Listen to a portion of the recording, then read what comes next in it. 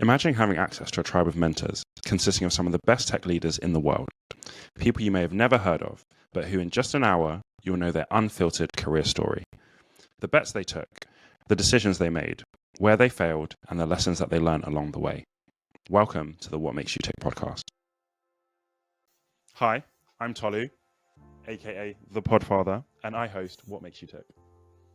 And I am Richard. I am the owner of Tick Talent, and we're delighted to sponsor this week's podcast. Tolu, Podfather, who do we have on this week? This week is David Wilkins. What did you think of this episode? So David is one of these people who instantly, when you speak to him, you like. And he's just written a book about the handover between SDR and account executives and how that process can work really beautifully. He adds value with a newsletter. He just gives away value and information the whole time. And he reached a very, very senior level within his career, within sales development, even setting up communities for SDR managers and leaders within Europe. So this guy is just someone who makes stuff happen, but he started from very, very humble beginnings as a English person moving to Holland and working in a mayonnaise factory. I won't ruin the whole story, but he's just a top bloke. What did you enjoy about the conversation? You're right. David is an absolute executor. He just takes feedback, applies feedback, just gets stuff done.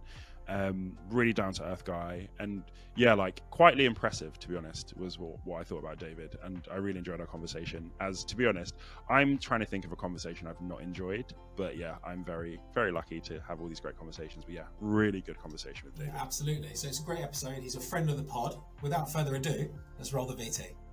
Dave, welcome to the show. It's great to have you on. Thanks for joining. Thanks for having me. Absolute pleasure. You've had a really interesting career, so I'm really looking forward to getting into it a little bit more. So the first question is, Dave, what makes you tick? Yeah, it's about helping people develop. The big part in my career, either been in coaching rugby, in wanting to become a teacher, in my leadership roles now. It's all about helping develop people and make them better. That's my biggest drive. What's your proudest memory of helping someone become better? Yeah, really good. I've got a really good one. We used to have at my former company, Infoblox, we used to have a Portuguese calling center, and we had a couple of SDRs based out of Portugal, and we decided to move that function up to the Netherlands. And we just hired a German SDR who was still a little bit unsure about herself and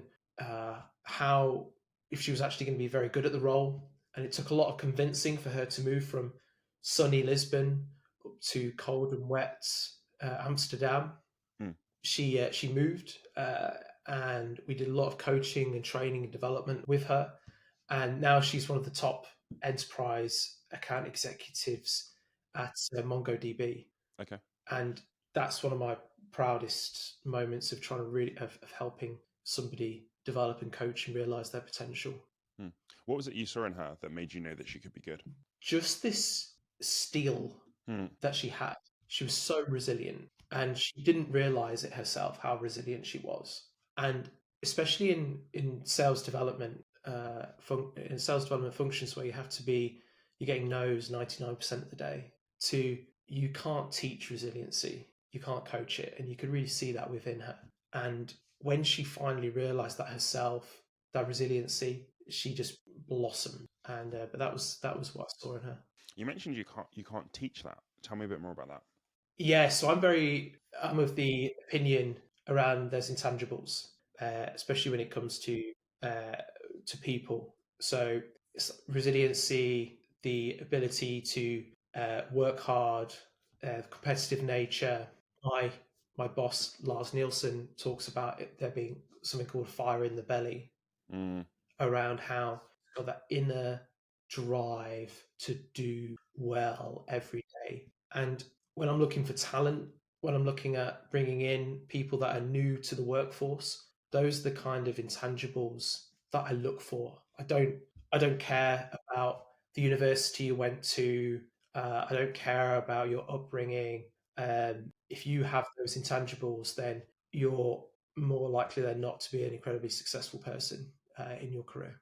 I think it's a really interesting one because so we both come from a sporting background, right? And I think that there are definitely some team cultures that drive people harder than others in some of those intangibles. So there are some team cultures where like toughness, resiliency, competitiveness, that's part of the culture. And some people work there, some people don't. But I also feel like sometimes the environment that you're in can also bring those intangibles out of you.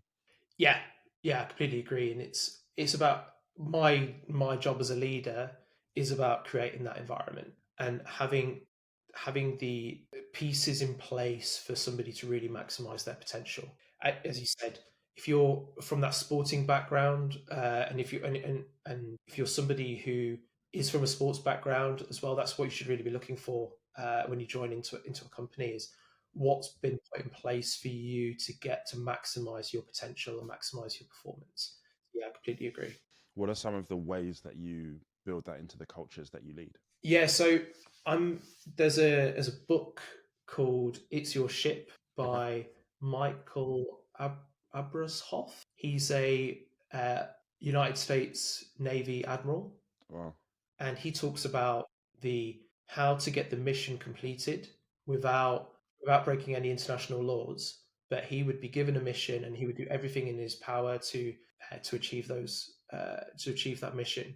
And I have dyslexia, quite bad dyslexia, so I struggle to really focus and read for long periods of time. But I read that book in about a day because it was just gripping, and it's a really good business book.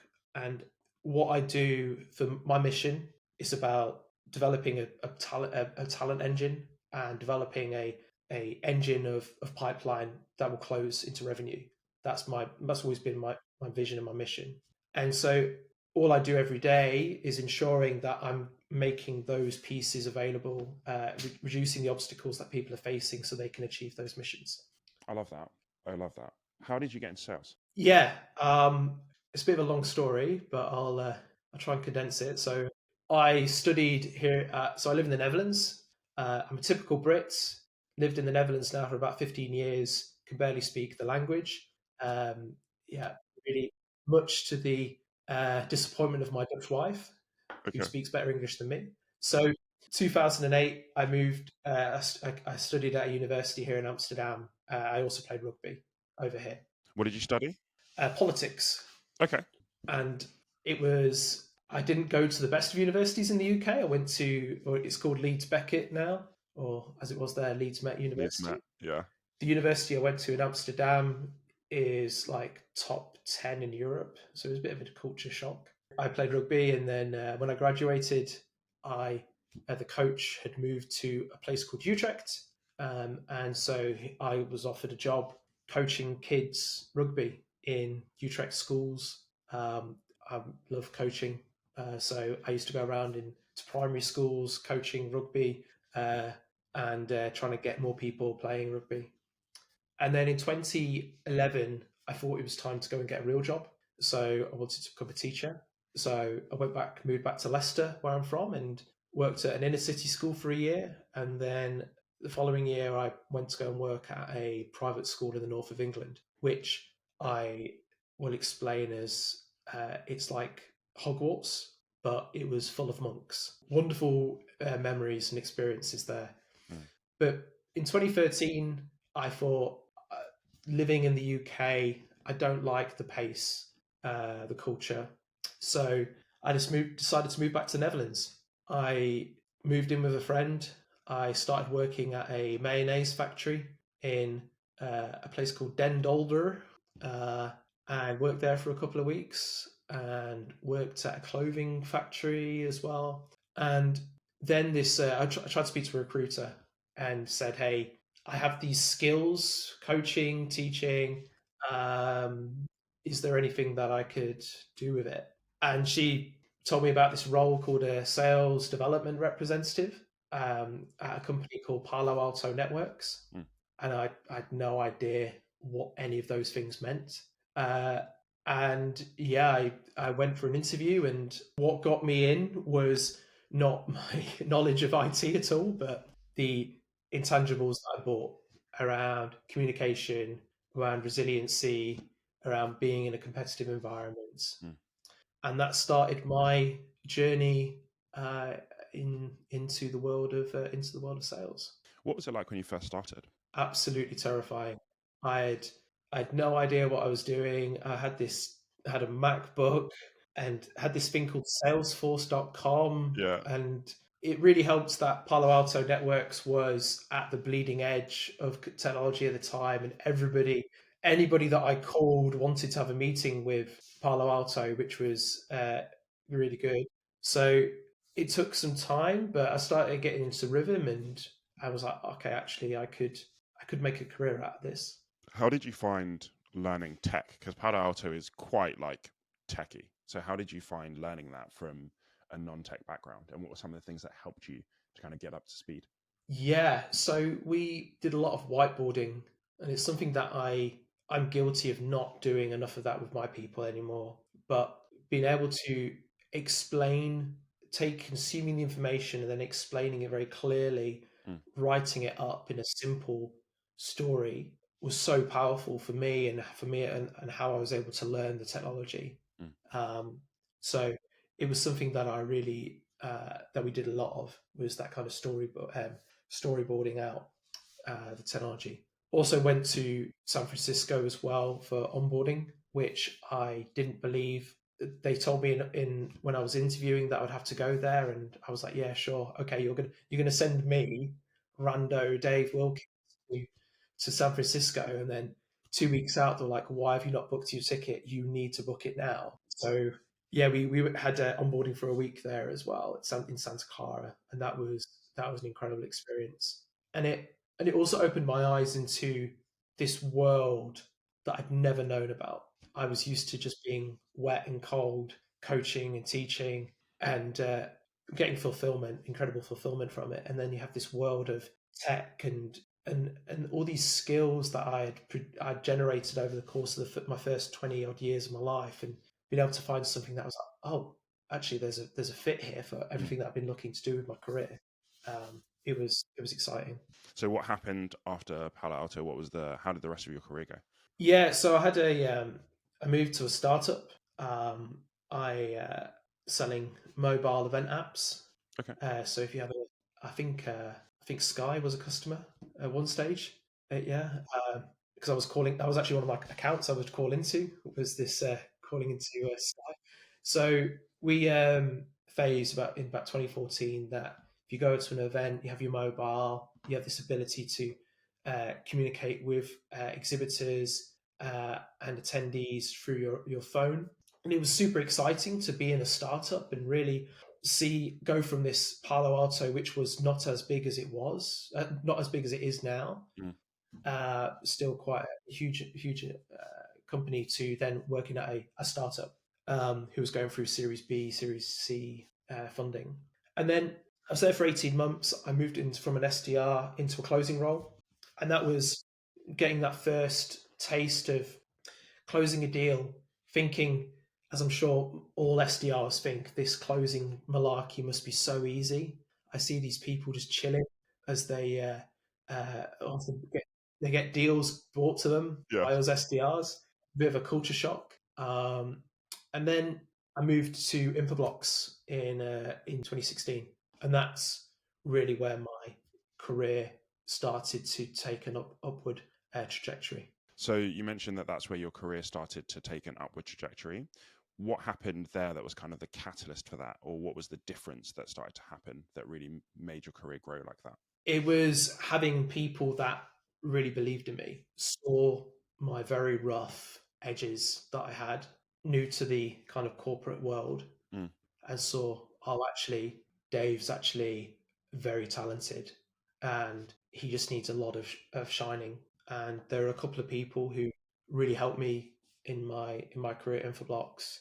Katje van Tricht, Malcolm Murphy were the two main ones, and then Sharif Sleeman and Frank Rouge, and then Lawrence Morrison. They really helped. They really took me under their wings, and listening to their advice, taking direction.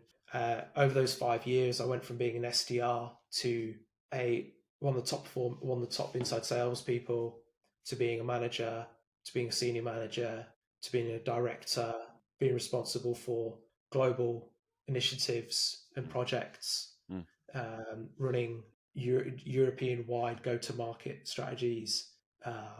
It was this crazy acceleration of those 5 years. And so, what were some of the things, like, practically? How did that look like? You mentioned, seeing you with your rough edges and shining you into something.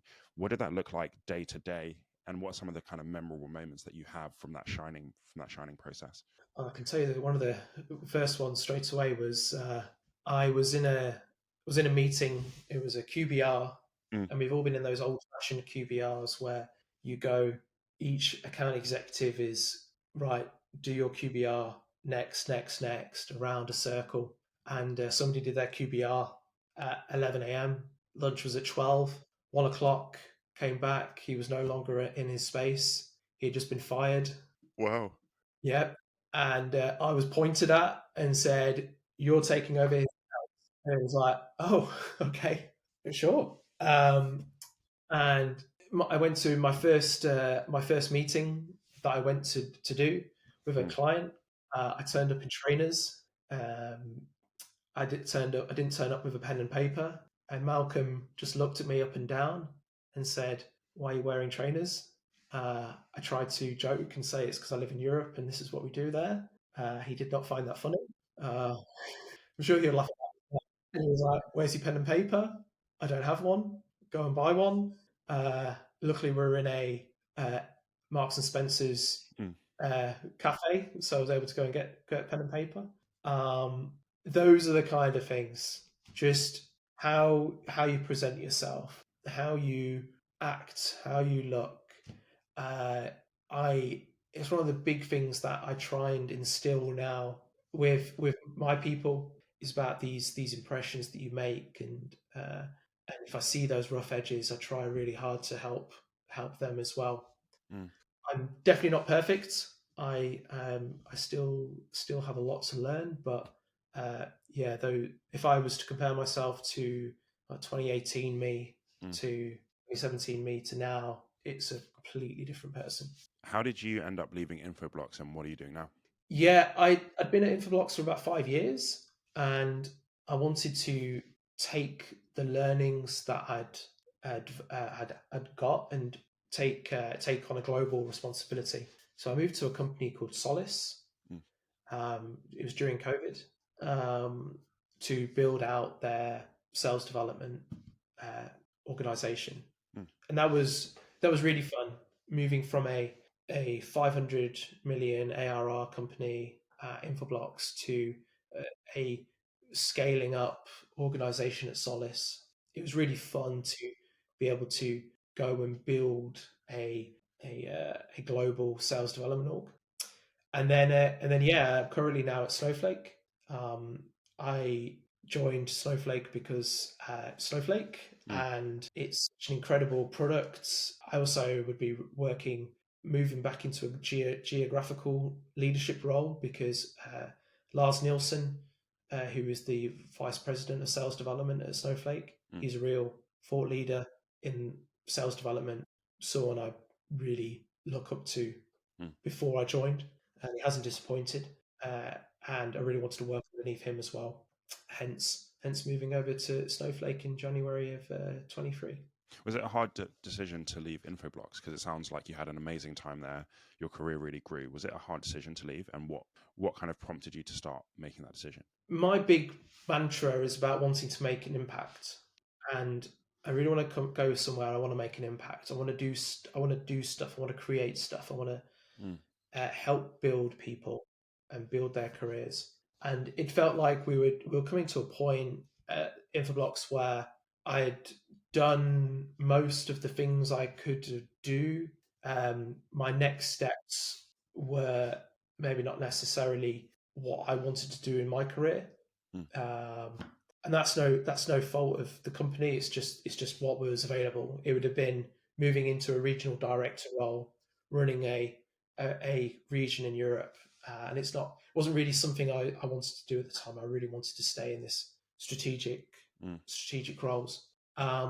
So I had a great manager in Frank Rouge, who I was really sad having to tell him, because we built a great bond, and it's someone who I really respected and looked up to. So that was really hard to tell him. But I needed to do something to test if I, can I take this thing that I was building on a sales development side and scale it globally. So that's the reason why. And you mentioned working for Lars. What are some of the things that you've learned from working for him? It's this really amazing combination of being both Swedish. His parents are Swedish. Okay. He has a Swedish passport. Okay. And then California dude. He's just, yeah. And he's got this incredible energy about him. Okay. Which is, and I, in my own understated way, I am quite upbeat, but I can't match it. I cannot match it. So I come across as like a when we're together. Okay. But he's a real thought leader in sales development. He has built a methodology that we use at Snowflake, which I think is the future of sales development in terms of how you work with accounts and the personalization and specificity that you would go after certain prospects in those accounts. Seeing now all this chatter, or all the chatter that's been in around November, December time of the not being able to mass email.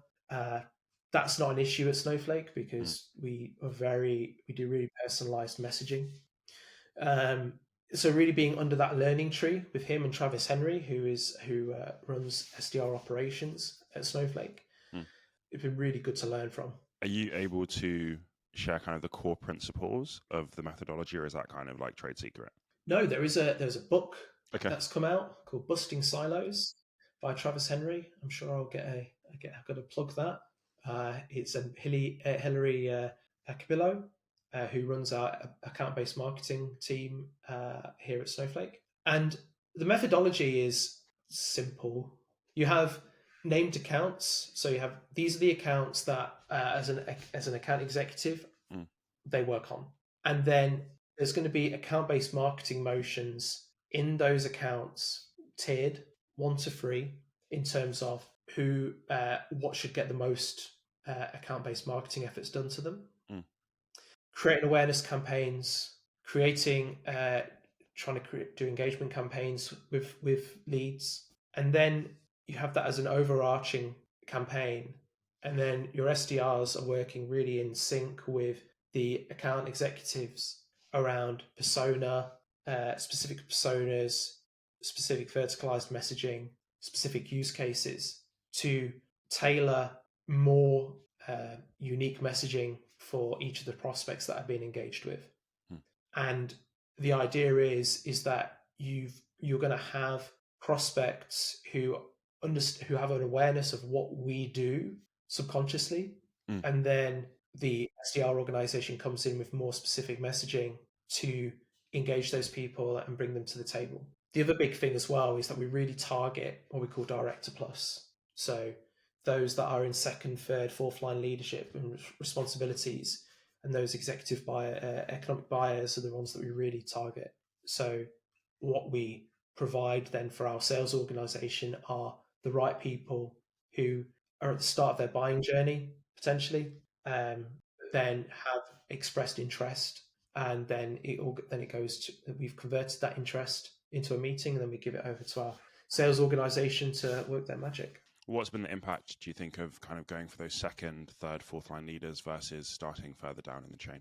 Snowflake's it's a must-have technology. Organizations have so much data that they need to consume and review and use, and so talking about business value, business impact, those kind of conversations can be had with those kind of higher ups in the chain. Speaking to people further down in the decision-making process, that's not a problem at all, but it becomes more of you're using those people more as coaches, trying to understand really what's going on in the lay of the land of the organization.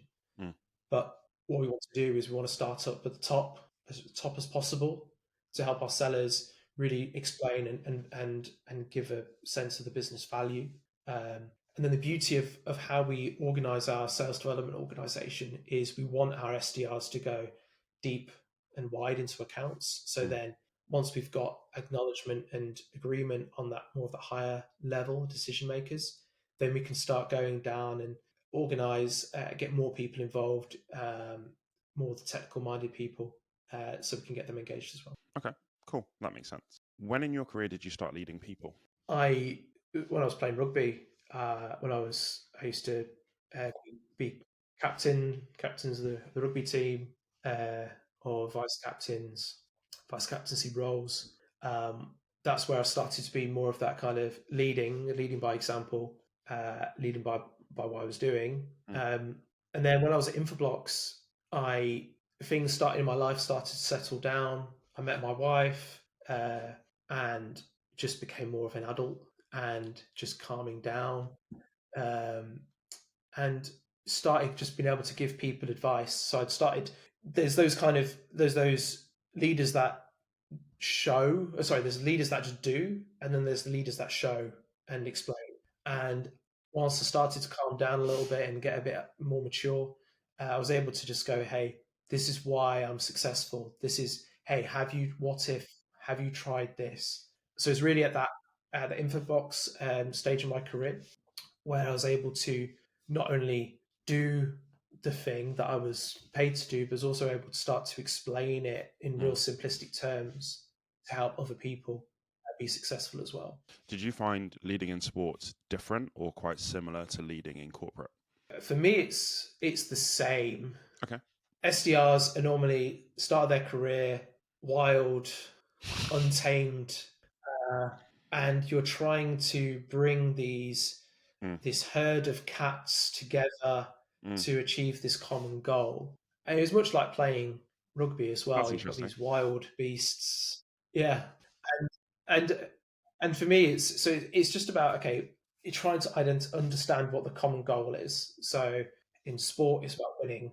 In business, it's about making money. And it's about, okay, and developing and growing. And so it's about, okay, how do we get everybody aligned to that goal and proceed to achieve it? That's really interesting because I came from basketball and then I was in more of like a data background. And for me, that was quite a big difference. Like in sports, like you can be a bit more kind of like argy-bargy. You can be a bit more like, no, now you have to run, like you hold people really accountable, like in quite like outspoken ways. And then moving into like a data environment and kind of leading in that, it's just so different. So it's really interesting to hear how you found going from kind of rugby and competitive sports into sales. And it sounds like it's a bit of an easier transition, I'd say, than going into data. Moving further into my career, maybe stopping being in that kind of first line role with SDRs. I've changed the way that I lead to be more when I'm a second line leader and third line leader. But yeah, I'd say that on that SDR side, it's very, very similar. What are some of the ways you've had to adjust as you've gone from first to second line, from second line to third line? What are some of the big kind of learning curves that you experienced as you went through? Trust and let go. I tell my team that I trust them unconditionally, until there's something done which breaks that trust. I trust them that they'll do a good job, and giving them that freedom to do their role. It goes back to the book. It's your ship. It's, you brought that person in for a reason. You allow them to do that job. You allow them to do the mission because you brought them in to do the mission. And then you give everything that you just give. Again, it goes back to giving all those resources that they need to be as successful as possible. That's my job. It's just about being a couple of steps ahead, reducing the obstacles so they can continue to do their job and achieve the mission. And what's been the toughest lesson you've had to learn in leadership? I think it's about it's two things. It's been feedback. I've always struggled to not take things personally. I try and do things perfect first time because I don't want to do something wrong.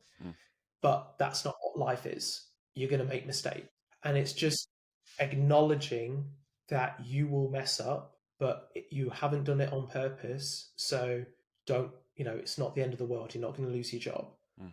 And I think that's been the big learning for me and development piece for me is if people give you feedback, it's not personal. It's about you have to assume positive intent and assume that they are trying to help you become a better version of yourself rather than, no, you've done something wrong.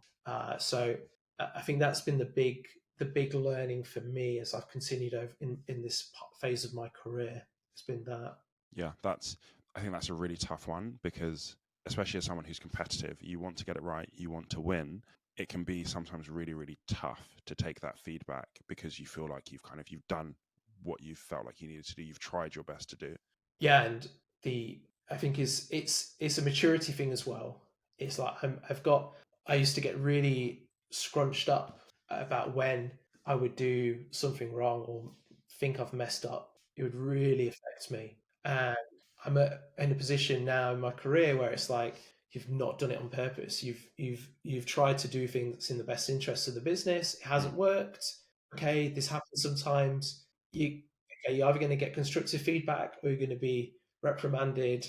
You're never reprimanded. You're just given constructive feedback on what to improve upon. And that's fine. That's just how the world works. And I think that's been one of the things I'm to learn and work on every day. And you mentioned there were two things. So you mentioned the feedback, and what was the other thing? It's about again, when you've made a mistake. So this is more on the hiring side. When you've made a mistake, you need to resolve it as soon as possible. You can't let it linger. And I was guilty of that when I first became a leader, of thinking I could fix it, the bad hire that I made, and it didn't work. It didn't get fixed. And so since then, I've really been taking feedback and soundings from their peers, from people I trust within the business. If it's not working out, let's end this.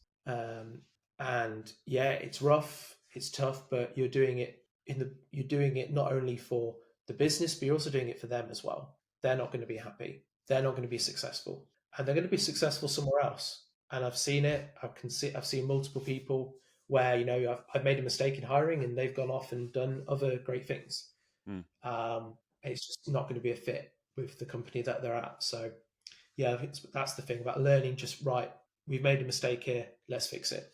What makes a bad hire? Like, what does that mean to you? I know it's a very generic term, but it's about culture fit, and it's about how in a vacuum, they could be really good, and you could have got them to speak to some of their peers, senior colleagues. But when you really get them into the environment that they're going to be in, it's not clicking. There's a difference between somebody being new and being shy, and then there's there not being any kind of connection at all with their peers, who they're going to report to, who's reporting to them. And you could have done all the due diligence, all the checks with your network about them, interviews, but until you get them into the wild, it's always that risk. So yeah, that's what I meant by that. Okay, I see. So it's more about kind of fit within the culture as opposed to necessarily like technical skills or ability and things like that. Yeah, correct. Okay. Outside of cultural fit, what are the top 3 things that you hire for when you're looking for someone for your team? Resiliency is a big one. It's a stressful world that we're in, especially in the roles that we are leading in people manager roles. So being resilient, being able to handle ambiguity. Okay. I explain it as like you're going up the steps of of a tower. Like you're going around and around sometimes, but you're still going up. And sometimes that's what happens in big organizations. There are changes constantly, but you'll continue to move forward, but it just feels like you're going sideways sometimes. And then the final one is sort of get shit done. Like we, again, talk about, this is your mission. This is what we want you to achieve. There's an expectation that you achieve the mission, and we'll do everything in our power to help you with all the skills, all the coaching, all the tools, the people. But in the end, you're responsible, and so we expect you to get shit done. Yeah, so those are the three. And how do you try and identify those things in the interview process? Because some of those are kind of intangibles. So how do you really understand where a person's at with those things? Yeah, we do a lot of stress tests in the interview process. So we've started implementing a panel interview process where it's senior directors who are interviewing for that are going to interview a manager coming into the business, and we give them a data set and 10 questions, and we ask them to, again, we're looking to see about how their brains work and how they can look at the data, how they can translate that data into the answers of the 10 questions. And then it's really, we dig in to those answers that they give. And it could sometimes be contrarian, just to be contrarian's sake, rebuttals from the directors, but it's to see about, okay, are they resilient? Can they handle the pushback, pressure from somebody and pushback? Yeah, and will they hold their ground, or will they, in a respectful way, or will they crumble and say no, you're right, or will they get flustered, or will they get defensive?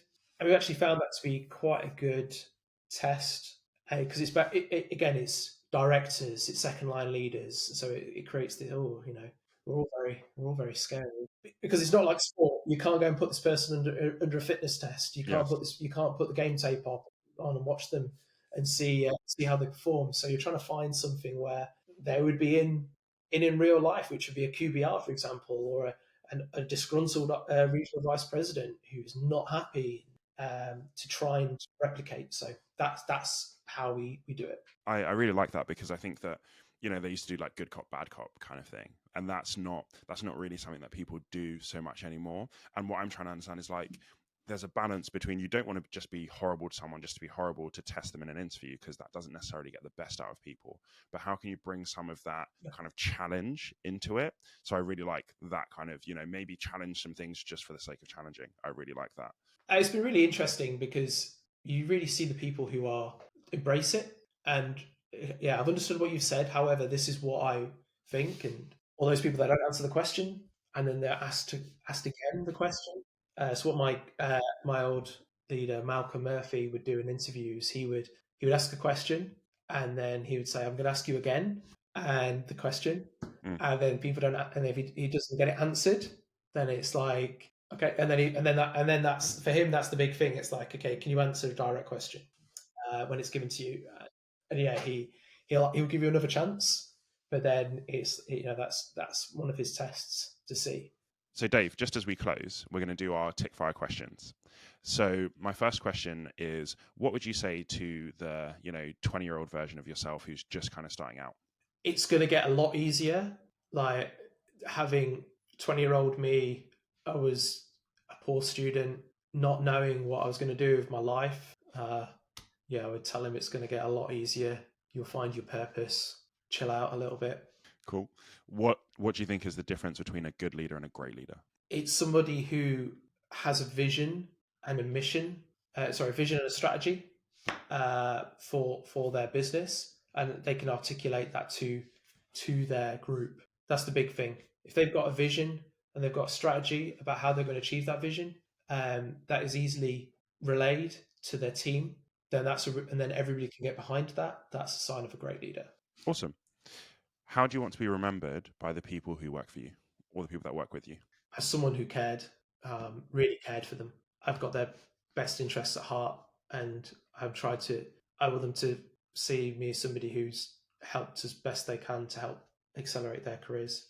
What's the best advice you've ever been given? Hope is not a strategy. Okay. My old boss, Sharif Sleeman, if you ever said, "I hope something will happen," he would stop and he would go, "Hope is not a strategy. So what are you going to do to make sure that this happens?" I love that. So it made me stop saying hope. I've forgotten what that word is now. I don't say it anymore. Awesome. Thank you so much, Dave, for being on the podcast. I really enjoyed our conversation, and thanks for sharing your journey. Thank you. Absolute pleasure. And thank you guys for listening, and we'll see you on the next episode. Thank you guys so much for listening to the What Makes You Tick podcast. I hope you've enjoyed this episode as much as I enjoyed shooting it. Absolutely. There's so much value in hearing a tribe of virtual mentors telling you their career story and what it took to be successful. And that's the outcome of this podcast. If you like this and you've learned something, we also have a weekly newsletter on LinkedIn called Growth Magnet, which is everything to do with scaling tech startups, performance, and leadership. So we'll put a link in the show notes. Make sure you click it now.